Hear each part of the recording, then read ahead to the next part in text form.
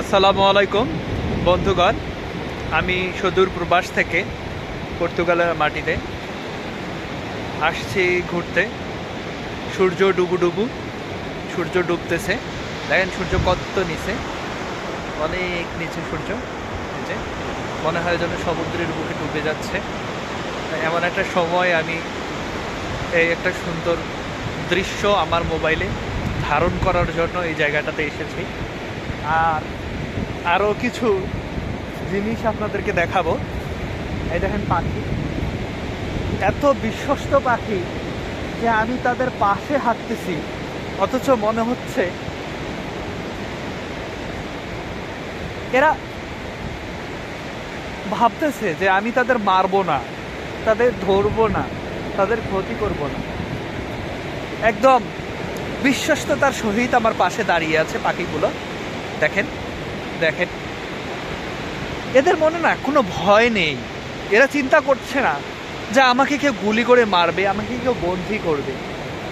স্বাধীনভাবে সুন্দরভাবে তারা রাস্তায় ঘাটে মানুষের পাশে এসে দাঁড়াচ্ছে। এমনকি তারা আসি সামনে দাঁড়ায় যায়, যদি কিছু খাবার দেয়।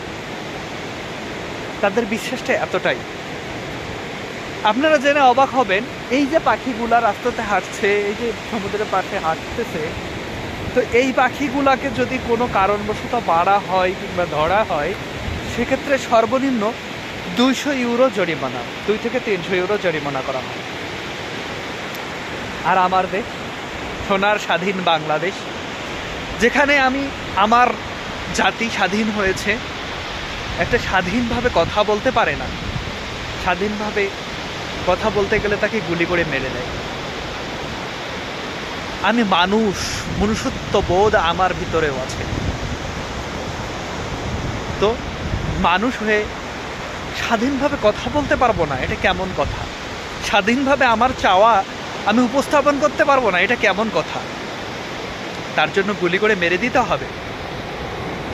মনুষ্যত্ব বোধ এতটুকু নাই? ভাই আমি মরবো না, মরতে কি আমাকে হবে না? এই দুনিয়া কি আমার সারা জীবনের জন্য আল্লাহ তাআলা ফিক্সড করে দিয়েছে যে তুমি সারা জীবন পৃথিবীতে থাকবে? যত যত খারাপ শাসকই আসুক না কেন, প্রত্যেকে দুনিয়া ছেড়ে চলে গিয়েছে। কেউই পৃথিবীতে টিকে থাকতে পারেনি। প্রত্যেকজনকেই মৃত্যুর কোলে চলে যেতে হয়েছে। এবং প্রত্যেকজনেই আজকে এমন একটা ইতিহাস নিয়ে মানুষের মুখে সবসময়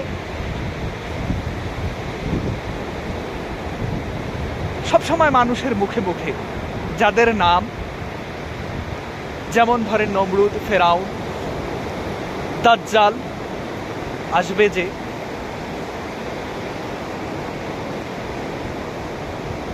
বাংলাদেশে ঠিক তেমনি মির্জাফর, যে নিজের জাতিকে বিশ্বাসঘাতকতা করে পরের হাতে তুলে দিয়েছিল, যার দরুন সে তার নিজের আত্মীয়দেরকে মেরে ফেলেছিল ক্ষমতার জন্য, যার দরুন 200 বছর শাসিত হয়েছে বাঙালি সমাজ, যার দরুন আমরা স্বাধীনভাবে কথা বলতে পারিনি, যার দরুন হারিয়েছি আমরা দরিদ্রের অসহায় কষাঘাতে বারবার মারা গিয়েছি। যেখানে আমার সোনার সফল ফসল ছিল, সোনার সিংহাসন ছিল, রাজার রাজত্ব ছিল, সব হারিয়ে ফেলেছি। নেই, সব কিছু হারিয়ে ফেলেছি। আজও আমরা প্রতিটা পর্যায়ে পরাধীনতার গ্লানি নিয়ে আমরা আমাদের সমাজটাকে হারিয়ে ফেলছি। স্বাধীনভাবে কথা বলতে পারি না, স্বাধীনভাবে পথ চলতে পারি না, স্বাধীনভাবে কোনো জিনিস চাইতে পারি না। একটা সরকার সমস্ত বাংলাদেশের মানুষের জন্য,